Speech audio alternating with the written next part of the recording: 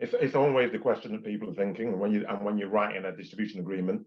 It's often the bone of contention, right? So how much money are you going to give us? Are you going to co-fund going to Medtech and all these other events? We've got this stand meeting. Are you going to pay for it? I think going back to one of the earlier questions, it's about getting the right distributor in the first place and making sure that you've got aligned visions and that you understand the market and that you know what you both believe can be achieved in that market. And my view is I'm quite mercenary when it comes to this sort of thing. If I can see that our visions aren't aligned, I move on to somebody else, because otherwise you're just going to have a lot of problems further down the line. So if I think the market's 50 million and they're telling me the market's 1 million, and I think they can get 2 million in the next year, and they think they can do 100,000, then you're always going to have problems, because they're not going to want to invest as much as I'm expecting them to invest. So I think it's having that aligned vision that you've agreed on, and you've all agreed that we've done the analysis, this is what we think the market can do. So based on what we think the market can do, then these are the things that need to be done. And that comes, in my opinion, through the DA as well, once you've done that analysis, because then you've got in there what can be achieved in what time frame, and what is the investment that both parties feel is needed into that market. And then you start looking at, okay, so what can we as a manufacturer support with?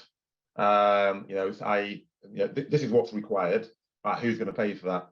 The manufacturer may pay for this, and the actual distributor may pay for other things. So it shouldn't be, in my opinion, when you've got a partnership, that you're just saying, well, right, we're going to sell you the product, as Paul said, it's a partnership. We sell you the product, you just get on and sell it, and then we'll have nothing more to do with it, and we'll come back to you in 6 months and see how you're doing, or a year. So I think that's the key, and I think both parties need to show commitment, i.e. they will, as Paul said, invest in stock up front. We may help with marketing materials and different things at conferences, and then you've got field visits, training, and lots of other stuff that the manufacturers, because that's what a misconception sometimes that a distributor may have, is that actually we're spending loads of money and you've not invested anything. Well, yeah, you have, because we've actually developed the product, we've gone through the regulatory process, we've spent a truckload of cash before we've given it to you, and we're going to continue in training, field visits, support, etc. And then the other thing that we've done quite successfully, and this comes when you've got deeper partnerships and you've been doing it for some time, we've actually co-funded some, like, whether it's a product manager or a salesperson who's going to specifically focus on that product. And that's when you're getting really into deep partnerships.